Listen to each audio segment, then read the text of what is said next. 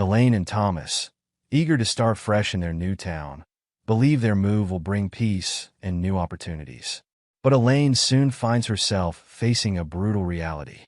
Under the watch of officers Mitch and Tanner, men whose cruelty is as notorious as their unchecked power, a simple grocery trip spirals into a nightmare. Each hour that passes under the blistering sun pushes Elaine's endurance to the limit. Yet, unknown to these officers, Thomas is a man whose response to injustice will send shockwaves through the community. But before that, let us know in the comments where you're watching from today, and don't forget to subscribe for more stories that reveal hidden truths and inspire hope. Maple Grove wasn't the kind of town that made headlines. From the outside, it looked like any other suburban dream. Pristine streets lined with mature oak trees, well-maintained colonial homes with wraparound porches, and carefully manicured public parks.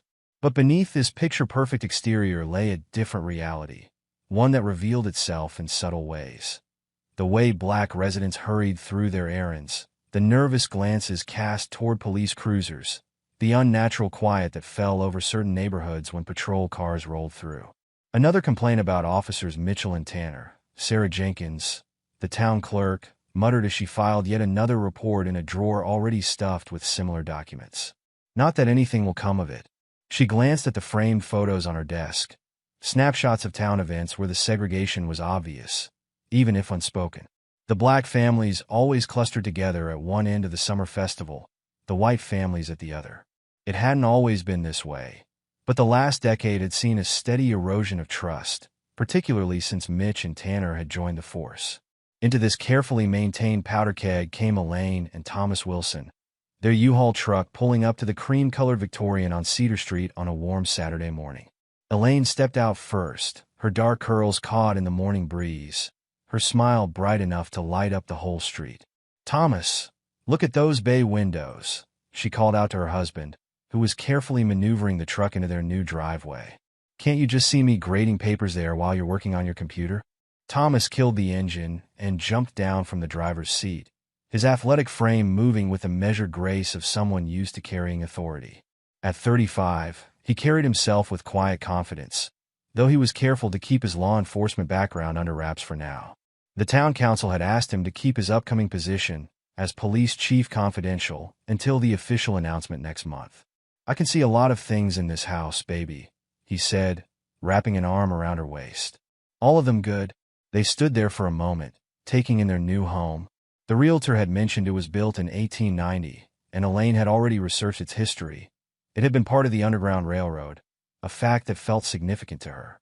"From sanctuary to sanctuary," she'd said when they'd first viewed it. "Need any help with that?" A voice called out. Their new neighbor, an elderly white woman named Martha, was making her way across her lawn, carrying a covered dish. "I brought my famous chicken casserole. Welcome wagon tradition and all that." "That's so kind of you," Elaine said, moving to meet her. "I'm Elaine Wilson, and this is my husband Thomas. He works in public service." "Oh, what kind?" Martha asked, curious about the new arrivals. "Administrative work, mostly," Thomas replied smoothly, the practiced response coming easily. "Looking for a fresh start in a smaller town." Martha nodded, then glanced around before lowering her voice. "Well, I should warn you both. This town has its challenges, particularly with certain members of law enforcement." Thomas's ears perked up, but he maintained a neutral expression. "Oh." Martha's warning came wrapped in careful phrases and meaningful pauses. "Officers Mitchell and Tanner, they have their own way of doing things. The whole force does really. We're supposed to be getting a new police chief soon, but who knows if that'll change anything. Change can be hard," Thomas said diplomatically, while cataloging every word. "No, you don't understand," Martha insisted, her voice dropping further. "Last month, Mrs. Robinson's boy, he's 14, was just sitting in the park reading. They made him empty his backpack, dump his books in the dirt. Said he looked suspicious. When his mother complained, Martha shook her head. Suddenly, they were getting pulled over every other day. Elaine, arranging dishes in a cabinet, turned around. "That's terrible. Surely something can be done." "Best to keep your heads down," Martha advised. "At least until things change, if they ever do." After Martha left, Elaine continued unpacking with determined energy. It's not right, Thomas. Someone needs to stand up to them. Thomas watched his wife, thinking about the changes he would implement once he took command. But for now, he had to stay quiet, observe, and document. Everything in its time, baby, he said softly. The next few days were filled with the ordinary chaos of moving, arranging furniture, finding the best local pizza place, meeting more neighbors.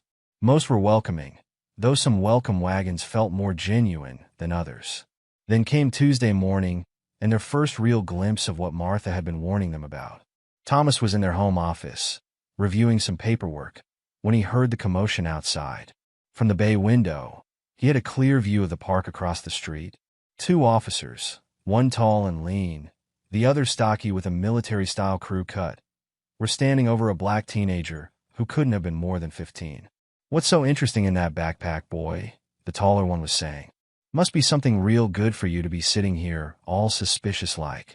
"I'm just doing my homework," the boy said, his voice steady but his hands trembling as he held out his algebra textbook. "My mom's working, and our AC's broken."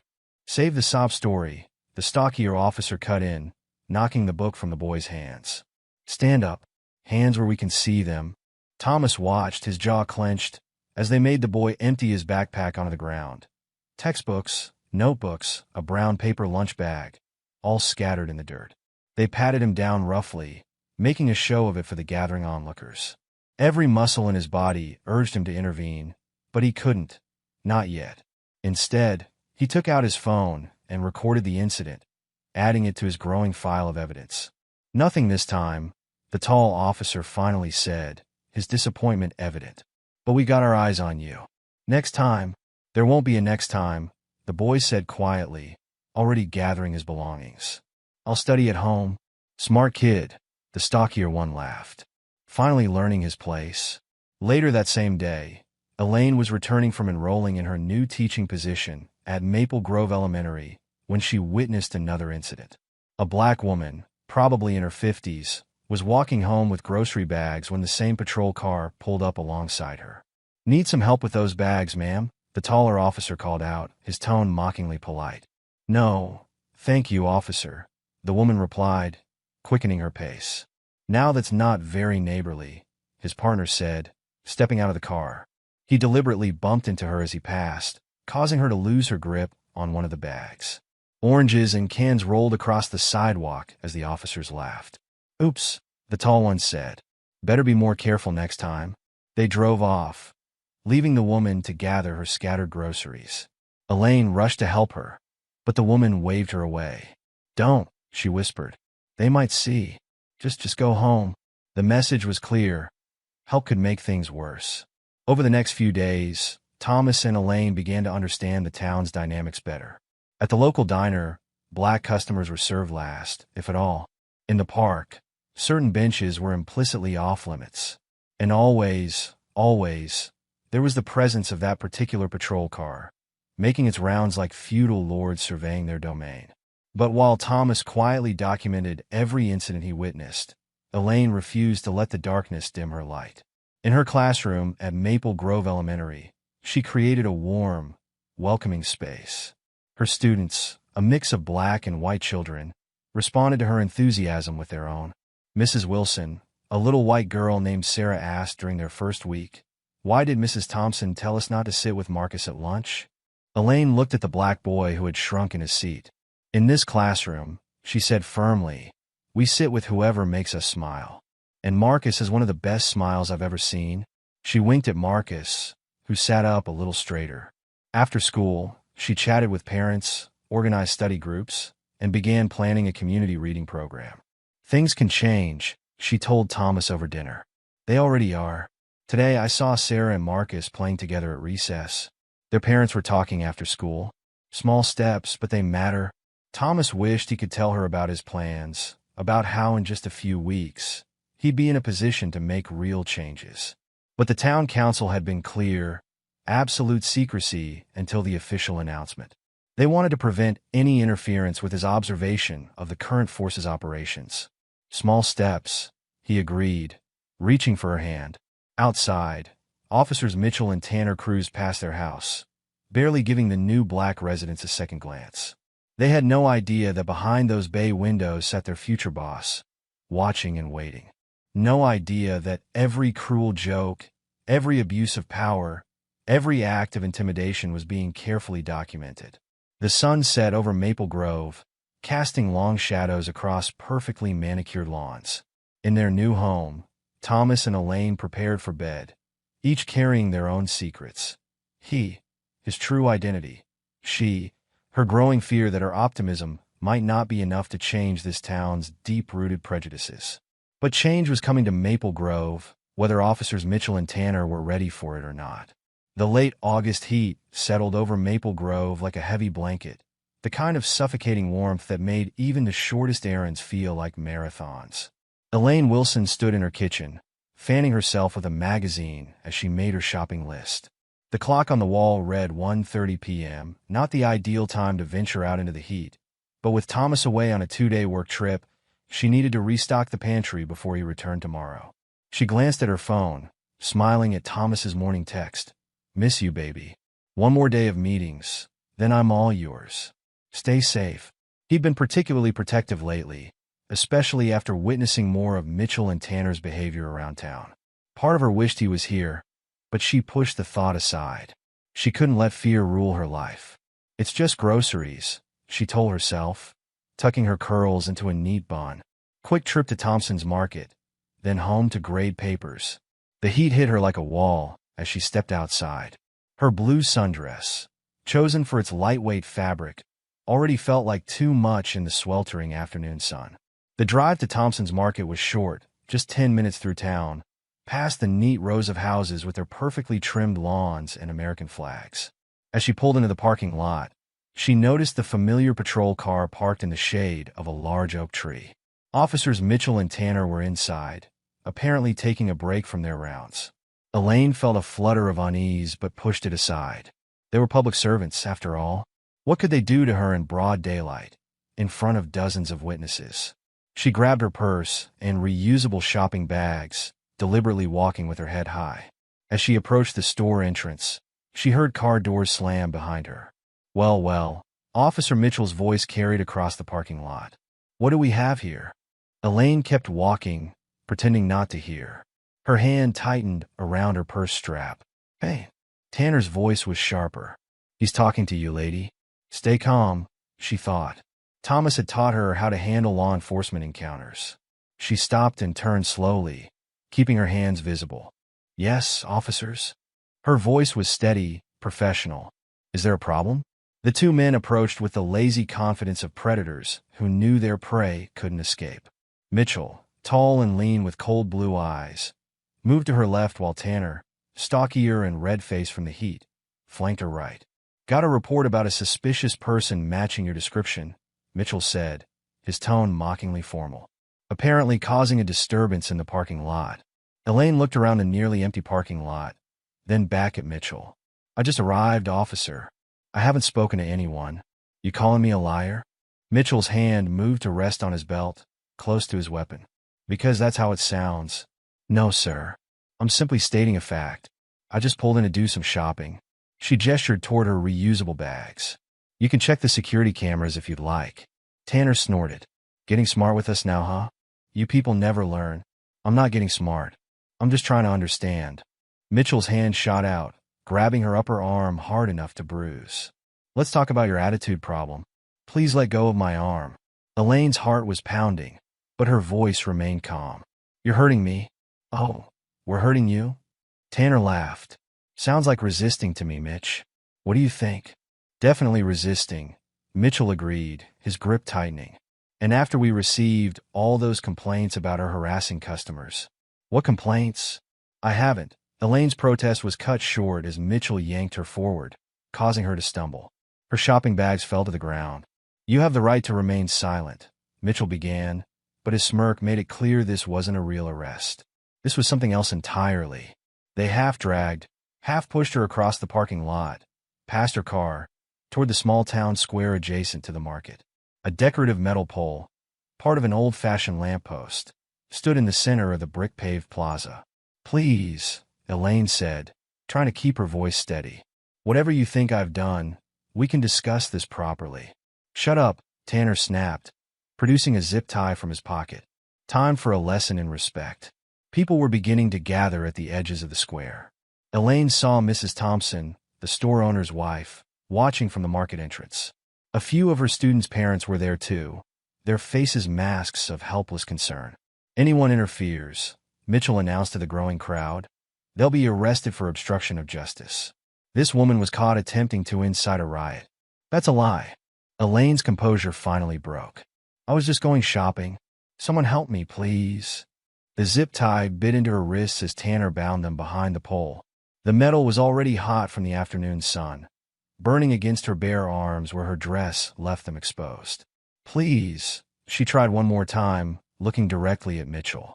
You know this isn't right. He leaned in close, his breath hot on her face. What isn't right is you people thinking you can just move in here, act like you own the place. Consider this a welcome ceremony. My husband will be looking for me, she said, trying to sound braver than she felt. Tanner laughed. The computer guy? Let him come. Maybe we'll have a pole waiting for him too. The crowd grew larger, but maintained its distance. Phones appeared, recording discreetly from behind trees and benches. Elaine saw Jenny Parker, mother of one of her students, start to step forward, only to be pulled back by her husband. I'm sorry, Jenny mouthed, tears in her eyes. The sun climbed higher in the cloudless sky. Sweat trickled down Elaine's back, soaking her dress. Her legs began to shake from standing in one position, but the zip ties gave her no room to shift her weight.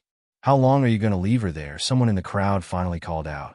As long as it takes for the lesson to sink in, Tanner replied, under the shade of a tree, energy drink in one hand. Anyone got a problem with that? No one did. Or at least, no one dared to say so. The heat became a living thing, pressing against Elaine from all sides. Her mouth was desert dry, her lips cracking. How long had it been? An hour? 2. The sun seemed frozen at its zenith, beating down mercilessly. She tried to focus on her breathing, on staying conscious. Thomas would still be in meetings, unaware of what was happening back home. She prayed no one would call him yet.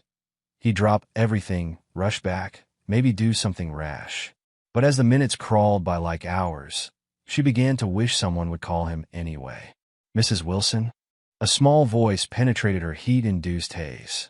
One of her students, Marcus, from her class, was standing at the edge of the square, held back by his terrified mother. Get that kid out of here, Mitchell barked. But she's my teacher, Marcus protested. She's nice. She doesn't. Marcus, baby, please, his mother whispered, pulling him away. We can't help right now. The world began to tilt sideways. Elaine's knees buckled, but the zip ties held her upright, cutting deeper into her wrists. She could feel blood trickling down her hands, joining the sweat that soaked her dress. Through her blurring vision, she saw more phones recording, more faces in the crowd, some angry, some ashamed, all helpless. Or choosing to be helpless. Was this how change happened? One person at a time, learning to look away? Not like this, she mumbled, her tongue thick in her dry mouth. We're better than this. Still talking, Mitchell approached, twirling his baton. Maybe we haven't made our point clear enough.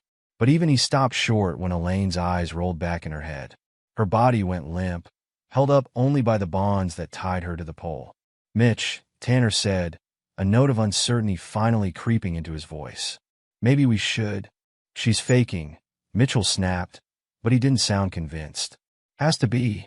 A murmur ran through the crowd. Phones were lowered, then raised again. Someone was crying, probably Jenny Parker. Someone else was making a call, speaking urgently into their phone.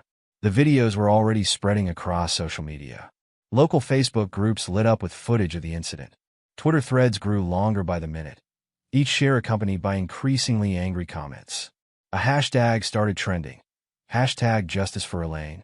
The sun continued its relentless assault, unaware and uncaring of the drama unfolding beneath its scorching rays. In its harsh light, the true face of Maple Grove was exposed. Every shadow of prejudice, every dark corner of complicity illuminated for all to see. Officers Mitchell and Tanner stood guard over their handiwork, unaware that their actions today would soon lead to their downfall. They had no idea that the woman they tied to a pole was the wife of their future boss. No idea that every second of their cruelty was being documented, spreading across the internet, racing toward the one person who could finally bring them to justice. The question wasn't whether change would come to Maple Grove anymore. The question was, how many would suffer before it did? The afternoon sun was beginning to soften when Thomas Wilson's car pulled into the driveway of his new home in Maple Grove. After days of intensive meetings preparing for his role as the town's new police chief, he was looking forward to surprising Elaine by coming home a day early. He'd picked up her favorite chocolate croissants from that bakery she loved in the city, and the thought of her delighted smile made the exhausting trip worth it. But something felt off the moment he stepped out of his car. The house was dark, though it was only 4:30 p.m. No music drifted from the windows. Elaine always had something playing while she graded papers. No delicious smells wafted from the kitchen, where she usually prepared an early dinner. "Elaine," he called out as he unlocked the front door. His voice echoed through empty rooms. "Baby, you home?" The house felt wrong, too still, too quiet. Her car wasn't in the driveway, but that wasn't unusual. She often ran errands in the afternoon. Still, an uneasy feeling settled in his stomach as he moved through the house. In the kitchen, he found her shopping list still on the counter, partially finished. A coffee mug sat in the sink, lipstick staining its rim. Her morning coffee, long cold now. Everything looked exactly as it might on any normal day, except for the silence. The heavy, oppressive silence. Thomas pulled out his phone and dialed Elaine's number. It rang once, twice, then went straight to voicemail. "Hey baby, it's me. Just got home early and missing my welcome home kiss. Give me a call when you get this." He tried to keep his tone light, casual. No need to panic. She was probably just running errands. Shopping. Maybe her phone died. It happens sometimes. 5 minutes later, he called again. Straight to voicemail. 10 minutes after that, another call. Voicemail. The unease in his stomach grew into a cold knot of worry. Elaine always answered his calls, or at least texted back quickly. It was one of their rules. Always reachable, always in contact. They'd learned the hard way how important that was, especially in towns like Maple Grove. Thomas paced the kitchen, his cop instincts warring with his desire not to overreact. He picked up her shopping list, studying her neat handwriting. Milk, bread, pot roast ingredients. She'd been planning to cook his favorite meal. Another call. Voicemail. Okay, think, he muttered to himself. Think like a cop, not a worried husband. He pulled up his contacts and called Jenny Parker, one of the few neighbors Elaine had connected with, whose kid was in her class. Hello. Jenny's voice sounded strange, strained, almost fearful. Mrs. Parker? This is Thomas Wilson, Elaine's husband. Have you seen her today? A long pause. Too long. Mr. Wilson? I'm so sorry. The cold knot in his stomach turned to ice. Sorry for what? What's happening? I can't. I don't. Jenny's voice broke. Check your social media. Oh God, I'm so sorry. We wanted to help, but they wouldn't let anyone. They said they'd arrest anyone who... Thomas was already pulling up Facebook on his phone, hands shaking slightly as he navigated to the local community group. The first post hit him like a physical blow. Happening now. Police officers abuse power. Woman tied to pole in town square. The thumbnail showed a familiar blue sundress. Jesus, no, Thomas whispered, clicking the video. For a moment, the screen was blurry, filmed from behind a tree. Then it focused, and his world stopped turning.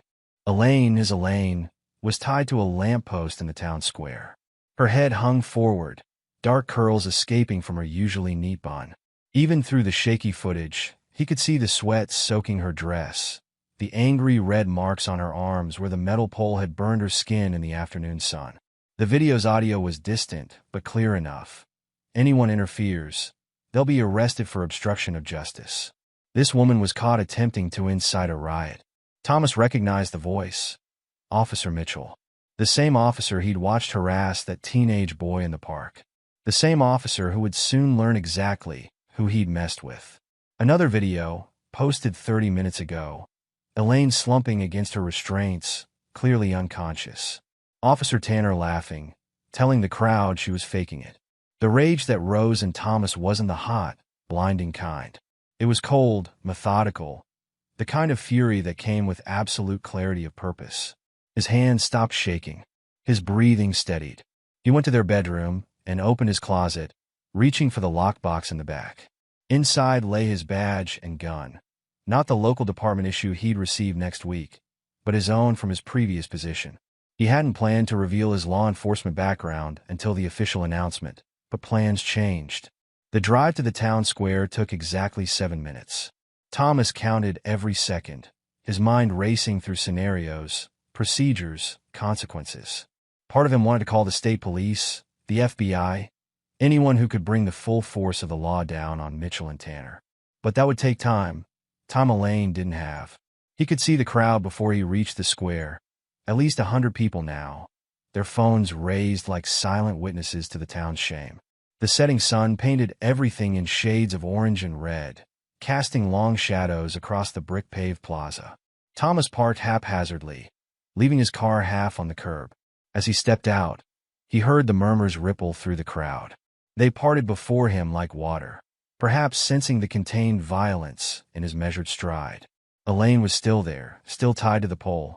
Her head had lolled to one side, her skin ashen despite the heat. Mitchell and Tanner stood nearby, their earlier bravado somewhat diminished by the growing crowd and their victim's unconscious state. "What do we do, Mitch?" Tanner was saying, his voice carrying across the suddenly quiet square. "She's not looking too good." "Shut up," Mitchell hissed. "We can't back down now. We'd lose all credibility. Step away from my wife." Thomas's voice cut through the evening air like a blade. Both officers turned, hands instinctively moving to their weapons, then freezing as they registered the badge clipped to his belt. "Who the hell are you?" Mitchell demanded, but there was a tremor in his voice. Thomas continued forward, each step measured, deliberate. "My name is Thomas Wilson. Next week, I'm supposed to be announced as your new chief of police. But right now," he was close enough now to see the fear dawning in their eyes. "Right now, I'm just a husband looking at two officers who made a very, very big mistake." The crowd had gone completely silent. Dozens of phones recorded as Thomas stopped directly in front of Mitchell and Tanner, close enough to smell their nervous sweat. "Sir, we didn't know," Tanner began. "Shut up." Thomas's voice was arctic. "You didn't know she was my wife. Would it have mattered if you did? Is that how you determine who deserves basic human dignity in this town? By who they're married to?" Mitchell's hand twitched toward his weapon again. Thomas's eyes flicked to the movement. "Try it," he said softly. "Give me a reason." "We were responding to a complaint," Mitchell started, but Thomas cut him off. "No, you weren't. You saw a black woman shopping at the wrong time of day, and you decided to have some fun. You thought you were untouchable. You thought there would be no consequences." Thomas's voice remained eerily calm. "You were wrong." He turned to the crowd. "Mrs. Parker, would you please call an ambulance?" Jenny Parker stepped forward, phone already in hand, nodding tearfully. "Mr. Thompson?" Thomas continued, picking out the store owner in the crowd. "I trust your security cameras caught everything." "Yes, sir," Thompson replied firmly. "Every second." Thomas nodded, then turned back to the officers. "Give me the key to those zip ties." "Now." "We don't have," Tanner began. "Either you have a key, or you plan to leave my wife tied to this pole indefinitely. Which is it?" Mitchell reached into his pocket with trembling fingers and produced a small key. "Both of you step back. Farther. Keep going until I tell you to stop." They retreated, looking less like officers of the law with each backward step and more like what they truly were, bullies suddenly confronted with real authority.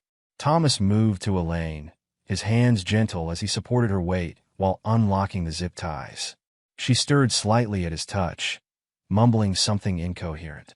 "I'm here, baby," he whispered. "I've got you. You're safe now." As the zip ties fell away, he gathered her into his arms, cradling her like something precious. In the distance, sirens wailed, the ambulance responding to Jenny's call. "Officer Mitchell." "Officer Tanner." Thomas's voice carried across the square. "Remove your badges and weapons. Place them on the ground. Then kneel with your hands behind your heads." "You can't," Mitchell protested. "I can and I am. This is no longer an arrest." This is me preventing you from fleeing before state investigators arrive to document your crimes. And make no mistake, everything you've done today is a crime. The badge doesn't make it legal. The badge doesn't make it right. The crowd watched in stunned silence as the two officers, who had terrorized their town for so long, slowly complied. In the dying light of day, their shadows stretched long and thin across the bricks, like the last remnants of a darkness finally being banished. Thomas held Elaine closer as she began to stir more forcefully. The ambulance was pulling into the square now, its lights painting the scene in alternating red and white. Thomas? Elaine's voice was barely a whisper. You're home early. Couldn't stay away, he murmured into her hair. Rest now. Everything's going to be different from here on out. She managed a weak smile. You blew your cover. Some things are more important than plans. As paramedics rushed forward with a stretcher, Thomas looked over his wife's head at Mitchell and Tanner, still kneeling on the ground. They looked small now, stripped of their power, their true nature exposed for all to see. The sun sank lower, its last rays catching the badge on Thomas's belt, not just a symbol of authority now, but a promise of change. In the growing darkness, phones continued to record, documenting not just the end of this incident, but the beginning of something new in Maple Grove. The time for hiding was over. The time for justice had begun. The paramedics swarmed around them as Thomas cradled Elaine in his arms. Her skin burned against his touch, hot enough to make him wince. Angry red blisters had formed where the metal pole had pressed against her arms, and her wrists were raw and bleeding from the zip ties. Sir, let us take her, one paramedic urged, wheeling over a stretcher. She needs immediate medical attention. The crowd that had stood silent for hours now pressed forward, offering water bottles and words of support, their earlier cowardice transformed into concern. We're so sorry, Mrs. Wilson. We should have done something. Thank God you came, Mr. Wilson. Thomas carefully laid Elaine on the stretcher, his hand never leaving hers. I'm riding with her, he stated, not a question, but a fact. The wail of approaching sirens cut through the evening air, police cruisers responding to the calls he'd made while racing to the scene. Captain Sarah Martinez, an old colleague from his previous department, was the first to arrive. She took in the scene with practiced efficiency. The crowd, the pole with its broken zip ties, Mitchell and Tanner still kneeling with their weapons on the ground. Thomas, she nodded grimly. State police are 10 minutes out. We'll handle these two. Make sure they're processed separately, Thomas replied, his voice steel wrapped in silk. No chance to coordinate their stories. Martinez nodded, understanding perfectly. As her officers moved to handcuff Mitchell and Tanner, the two disgraced cops finally found their voices again. You can't do this, Mitchell shouted, struggling as the cuffs clicked into place. We were maintaining order. This is how it's always been done here. That's exactly the problem, Thomas replied, climbing into the ambulance beside Elaine's stretcher. The paramedics worked around him, attaching monitors and starting in 4. Severe dehydration, one reported, checking her vital signs. Possible heat stroke. First-degree burns on her arms. Stay with me, baby, Thomas murmured, squeezing Elaine's hand gently as the ambulance began to move. Behind them, through the small window, he could see Martinez's officers leading Mitchell and Tanner to separate patrol cars, their protests drowned out by the crowd's demands for justice. The ride to Maple Grove General felt both instantaneous and eternal. Thomas watched as the paramedics worked, his anger simmering beneath his protective concern. Every time Elaine stirred or whimpered, his resolve hardened. This wasn't just about her anymore. It was about every person who'd suffered under Mitchell and Tanner's reign of terror. The emergency room staff was waiting when they arrived. They transferred Elaine to a hospital gurney with practiced efficiency, rushing her through double doors as Thomas tried to follow. Sir, a nurse stopped him with a gentle but firm hand. Let them work. You have some people here who need to speak with you. 2 state police investigators and a representative from the district attorney's office were waiting in the lobby. Thomas glanced at the doors where Elaine had disappeared, then nodded. Let's make this quick, he said, leading them to a quiet corner. Over the next hour, Thomas gave his statement 3 times, each telling stoking the cold fury in his gut. He described finding the house empty, seeing the videos, arriving at the scene. He provided names of witnesses, mentioned Thompson's security cameras, detailed Mitchell and Tanner's history of abuse. This wasn't an isolated incident, he explained to DA Catherine Chun. This was the culmination of years of unchecked power and systemic racism. And it ends now. Chun nodded, her pen flying across her notepad. The town council's cooperation will be crucial. They've turned a blind eye for years. They won't have that option anymore. As if to prove his point, his phone buzzed with a news alert. Local station WMPG was already running the story. Breaking. New police chief confronts officers after racial incident. Multiple witnesses share videos. But it wasn't just the news spreading. Social media was exploding with years of pent-up stories. Thomas's phone filled with notifications as post after post appeared in local Facebook groups and Twitter threads. That time, Officer Mitchell made my son empty his backpack every day for a month. Officer Tanner gave me a ticket for suspicious walking when I was just getting my mail. They followed my daughter home from school, said she looked like she was up to no good. The dam had broken. Every person who had suffered in silence, every incident that had been swept under the rug, it was all coming out now. A soft knock interrupted his thoughts. The nurse from earlier stood nearby. "Mr. Wilson, your wife is stable. They've moved her to a private room, and she's asking for you." Thomas was on his feet instantly, following her through the maze of hospital corridors. The sight of Elaine in the hospital bed, hooked up to IVs and monitors, made his breath catch. But she was awake, and her smile when she saw him was like sunrise after the longest night. "Hey, stranger," she whispered, her voice hoarse but strong. Thomas crossed the room in 3 strides, taking her hand carefully to avoid disturbing the foreline. "Hey yourself. You scared me, baby. Sorry about that. Didn't mean to mess up your big reveal." He laughed softly, pressing a kiss to her forehead. "Pretty sure you did me a favor. Hard to ignore corruption when it's tied to a pole in broad daylight." "The others," Elaine said, suddenly serious. "All those people who've been afraid. What happens now?" Before Thomas could answer, there was another knock at the door. Jenny Parker stood there, tears in her eyes, clutching a handful of papers. "I'm so sorry to interrupt," she said quickly, "but people are gathering in the hospital lobby. They all want to make statements. They're saying if Mrs. Wilson was brave enough to stand up to them, then maybe it's time they did too." Elaine squeezed Thomas's hand. "Go. Help them. I'm not leaving you." "Yes, you are." Her voice was tired but firm. "This is bigger than us now. This is what change looks like." Thomas hesitated, then nodded. He kissed her softly before following Jenny to the lobby, where he found not dozens but hundreds of people waiting. Some held written statements detailing years of abuse. Others clutched phones with saved videos and photos. All of them had stories to tell. And in the background, on the lobby's TV screen, the evening news played footage from earlier. The ticker at the bottom read, "New police chief promises change in Maple Grove. Era of corruption and fear is over." Looking at the determined faces around him, Thomas knew it wasn't just a promise. It was already happening. The same social media that had shown him Elaine's plight was now spreading a different message. Hope. Hope that speaking up mattered. Hope that justice wasn't just a word. The long night ahead would be just the beginning. But for the first time in years, the people of Maple Grove weren't afraid to be heard.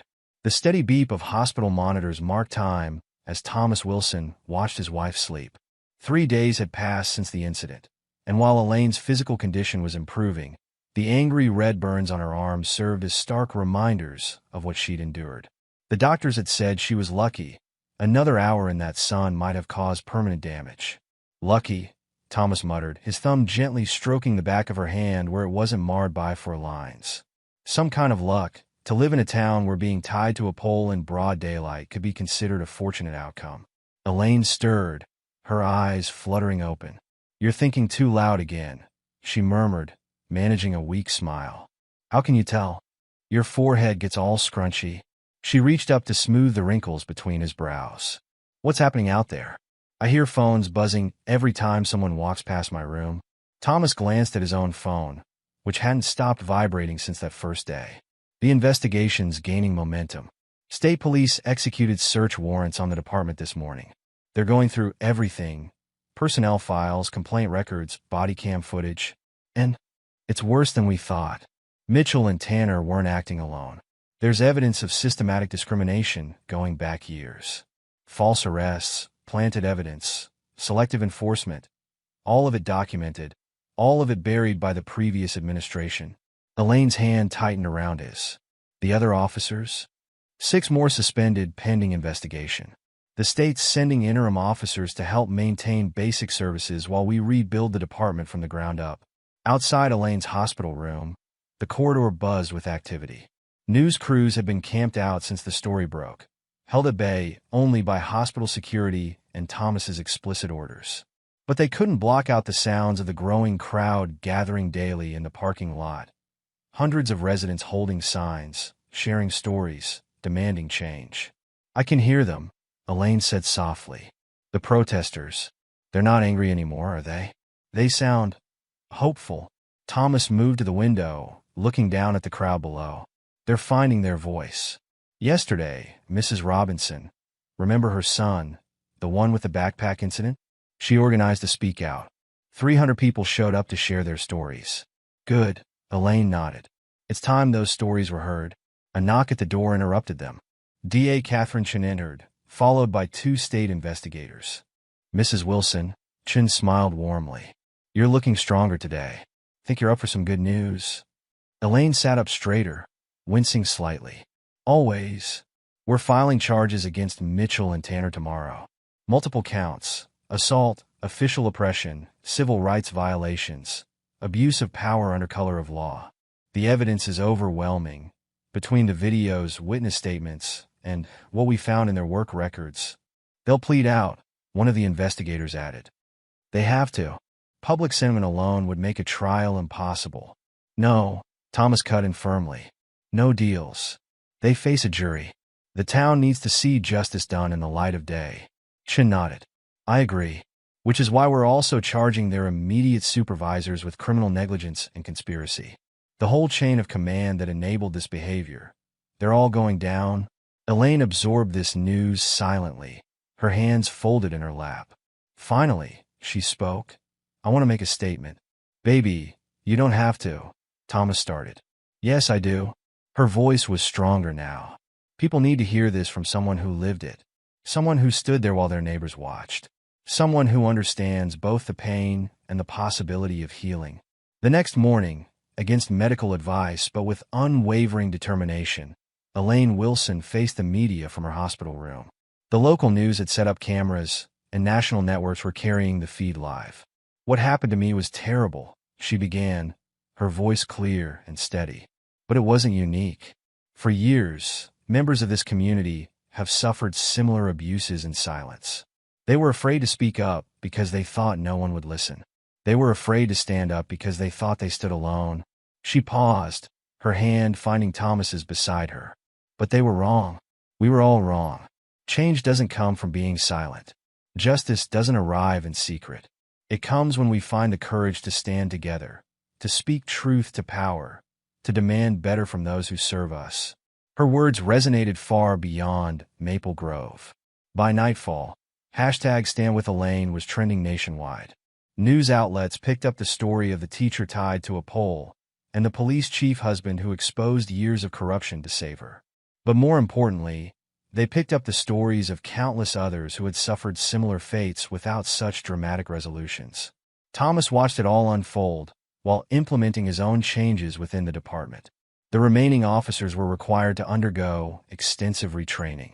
Body cameras became mandatory, with footage reviewed weekly by a civilian oversight committee. Community policing initiatives were launched, focusing on building trust rather than enforcing fear. It's not enough to remove the bad apples, he explained to a room full of recruits, the first new officers hired under his leadership. We have to change the entire culture. Your badge isn't a shield from accountability. It's a symbol of your commitment to serve everyone in this community equally. The changes rippled outward. Police chiefs from neighboring towns began calling, asking about his reforms. State legislators drafted bills incorporating his oversight measures. What happened in Maple Grove became a case study in how quickly systemic abuse could be confronted and dismantled when the right pressure was applied. A month after the incident, as summer began to fade into autumn, the town gathered for a candlelight vigil. The same square where Elaine had been tied to a pole was now filled with hundreds of flickering lights. The pole itself had been transformed, covered in flowers, notes, and messages of hope. Elaine, fully recovered but bearing faint scars on her arms that would never completely fade, stood before the crowd. Thomas stood beside her, his hand at the small of her back, offering silent support. "Look around," she said, her voice carrying across the hushed gathering. "Look at who stands beside you. A month ago, we were strangers divided by fear. Today, we are neighbors united by purpose. A month ago, this square was a place of shame. Today, it is a place of healing." She touched the pole gently, her fingers tracing the cold metal that had once burned her skin. This pole meant to break us became the thing that made us stronger. The cruelty meant to silence us became the catalyst for change. And the fear that kept us apart. She smiled, looking out at the sea of faces illuminated by candlelight. That fear has been replaced by something much more powerful. Hope. Thomas stepped forward then, adding his voice to hers. "The changes we've made are just the beginning. Real justice isn't a single victory. It's a continuous commitment to doing better, being better, demanding better. It's acknowledging past wrongs while working toward future rights." The crowd murmured in agreement, candles raising higher. Among them stood Jenny Parker and her husband, who had found their courage too late that day, but had since become vocal advocates for change. Mrs. Robinson and her son, no longer afraid to sit in the park. Mr. Thompson, whose security camera footage had helped build the case against Mitchell and Tanner. Hundreds of others, each with their own story of fear, transformed into determination. As the vigil concluded, people began placing their candles around the pole, creating a circle of light that pushed back the darkness. The metal that had once been a symbol of oppression now stood as a monument to resilience, a reminder that change was possible, that justice could prevail, that a community could heal if it faced its wounds honestly and worked together to bind them. Elaine leaned against Thomas as they watched the last candles being placed. "Do you think it will last?" she whispered. "The change, the unity, the hope?" Thomas kissed her temple gently. "Look at their faces," he replied. "Really look. That's not temporary emotion you're seeing. That's determination. That's resolve. That's a community that's learned its own strength." He was right. The faces illuminated by candlelight showed something beyond mere optimism. They showed people who had discovered their collective power, who had learned that standing together was stronger than kneeling apart, who had transformed their guilt over past silence in a commitment to future action. The news cameras were still there, capturing it all. Tomorrow, more towns would see what happened in Maple Grove. More communities would realize change was possible. More voices would rise, demanding accountability, insisting on justice. But for now, in this square, on this night, something profound had shifted. The very air felt different, cleaner somehow, as if the truth being spoken had cleared away years of accumulated fear and silence. The candles would eventually burn out, but the light they represented, the light of justice, of unity, of unwavering resolve, that light would continue to shine, guiding Maple Grove toward a future it had only dared to whisper about before. A future where every citizen, regardless of color or creed, could walk the streets without fear. Where badges meant protection, not persecution. Where silence in the face of injustice was no longer an option. A future that began the day two corrupt officers tied the wrong woman to a pole, not knowing they were actually tying together a community that would never be divided again. 6 weeks after the incident, autumn painted Maple Grove in shades of gold and crimson. The morning air was crisp as Elaine Wilson stood before the entrance of Maple Grove Elementary, adjusting her scarf to cover the fading marks on her neck. She'd insisted on returning to work despite Thomas's concerns that it might be too soon. "Ready?" Thomas asked, standing beside her car. Elaine took a deep breath, squaring her shoulders. "They're just kids. My kids, who've missed you like crazy, according to their parents." She smiled, touching the fresh scar on her wrist, a reminder that would never fully fade. "Then I shouldn't keep them waiting." The hallways were unusually quiet as she walked toward her classroom. Then she opened the door, and joy erupted. "Mrs. Wilson, you're back. We missed you so much." Her students rushed forward, then stopped short, remembering the principal's warning about being gentle. But Elaine opened her arms wide. "It's okay," she laughed, and they swarmed her with hugs.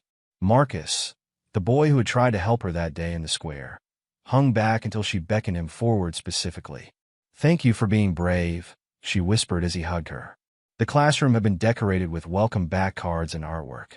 On her desk sat a vase of fresh flowers from her colleagues. But what touched her most was seeing Sarah and Marcus sitting together, their friendship stronger than ever. Proof that change was possible, even in the smallest ways. Across town, Thomas stood before a gathering of his officers, both the few who had remained after the purge and the new recruits who would help reshape the department. His badge gleamed in the morning light, streaming through the windows of the conference room. "Today, I renew my oath," he began, his voice carrying to every corner. "Not just to uphold the law, but to ensure that justice and protection are extended equally to every resident of this town.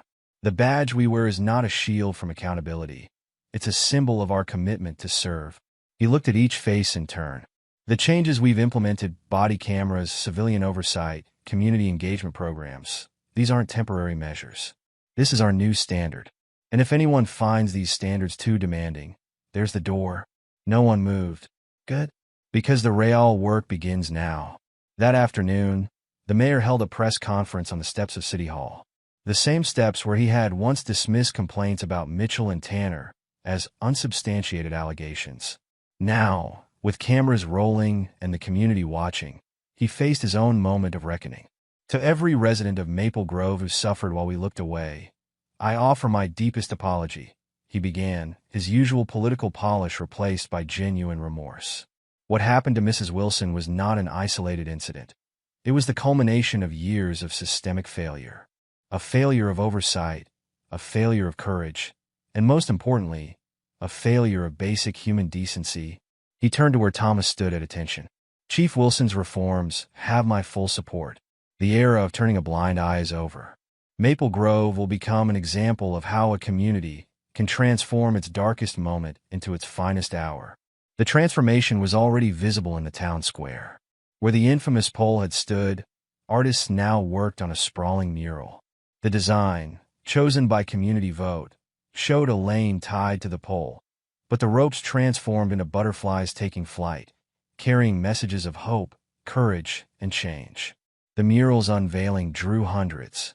Elaine stood before the crowd, her hand intertwined with Thomas's, as the canvas fell away to reveal the powerful image. "When I look at this mural," she began, "I don't see victimhood. I see victory. Not just my victory, but the victory of every person who found their voice, who stood up against injustice, who refused to let fear dictate their future." She touched the painted surface gently. "This isn't just my story. It's the story of a community that woke up. A community that finally said, enough." Look closely at those butterflies. Each one carries the name of someone who suffered in silence. Their stories are now part of our shared history, and their courage is our guide forward. The following week brought the conclusion of Mitchell and Tanner's trial. The courthouse was packed as the judge prepared to deliver their sentences. The two former officers, their arrogance long gone, stood pale and silent in their prison jumpsuits. The evidence presented in this case reveals not just criminal acts, but a profound betrayal of public trust, the judge declared. "Your actions represent the very worst abuse of power under color of law." The sentences came down like hammer blows. 15 years each for multiple counts of assault, civil rights violations, and abuse of power. Additional charges against their supervisors were still pending. But this was the moment many had waited for: justice, serve in the light of day. That evening, Elaine and Thomas sat on their porch swing, watching the sunset paint the sky in colors that reminded them of the mural. A gentle breeze carried the scent of autumn leaves and new beginnings. "Penny for your thoughts?" Thomas asked, noticing Elaine's contemplative expression. "I was just thinking about that day," she said softly. "Not the pain or the fear, but the moment you arrived. I was barely conscious, but I remember your voice. So calm, so certain. I wasn't calm inside. When I saw you tied to that pole." He shook his head, still unable to fully process the memory. "But you didn't let the anger control you. You turn it into change. She leaned against him, fitting perfectly under his arm. Do you think we made a difference? Really made a difference? As if in answer, a group of teenagers rode past on bikes. Black and white kids together, laughing, unafraid of who might see them or what someone might think. They waved to the Wilsons as they passed. I'd say we did, Thomas smiled. The next morning, life in Maple Grove continued its new normal. Police officers walked their beats, stopping to chat with residents rather than intimidate them. The park where Mitchell and Tanner had once terrorized a teenage boy now hosted community events and youth programs. The town square, anchored by its symbolic mural, became a gathering place for celebrations rather than confrontations. At Maple Grove Elementary, Elaine's classroom remained a model of integration and acceptance. Her students, too young to fully understand the significance of what had happened, nonetheless absorbed its most important lesson, that courage and kindness were choices they could make every day. In the police department, Thomas's reforms took root and flourished. His officers learned that true authority came not from fear, but from respect freely given. The Civilian Oversight Committee, once viewed with suspicion, became an essential partner in building trust between law enforcement and the community. Other towns sent observers, hoping to replicate Maple Grove's transformation. News outlets continued to follow the story, documenting how one incident of cruelty had sparked a revolution of compassion. But perhaps the most powerful change was the quietest, the way people began to really see each other. The way they lingered in conversations that once would have been cut short by discomfort or prejudice. The way they shared stories, built bridges, created connections. 1 year after the incident, the town gathered again in the square. The mural had weathered its first winter, its colors still bright against the old brick wall. Elaine and Thomas stood before it, surrounded by their community, not as victims or saviors, but as neighbors among neighbors. A year ago, 2 men tied me to a pole, thinking they could break my spirit, Elaine addressed the crowd. They didn't know that you can't break what's already been forged in fire. They didn't know that every act of cruelty carries within it the seeds of its own destruction. And they certainly didn't know that their attempt to divide us would only make us stronger. She paused, looking out at the faces she now knew so well. Jenny Parker and her family, Mrs. Robinson and her son, Mr. Thompson, hundreds of others who had become part of their extended family. But the real change isn't in what they didn't know. It's in what we now know. We know that silence in the face of injustice is itself an injustice.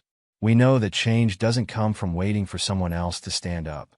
We know that community isn't just a word, it's a commitment we make to each other every day. Thomas stepped forward then, adding his voice to hers. A year ago, I made an oath to protect and serve this town. Today, we all renew that oath together, not as police and citizens, but as neighbors and friends. The world is watching Maple Grove, not because of what happened to us, but because of how we responded, how we transformed tragedy into triumph, fear into hope, division into unity.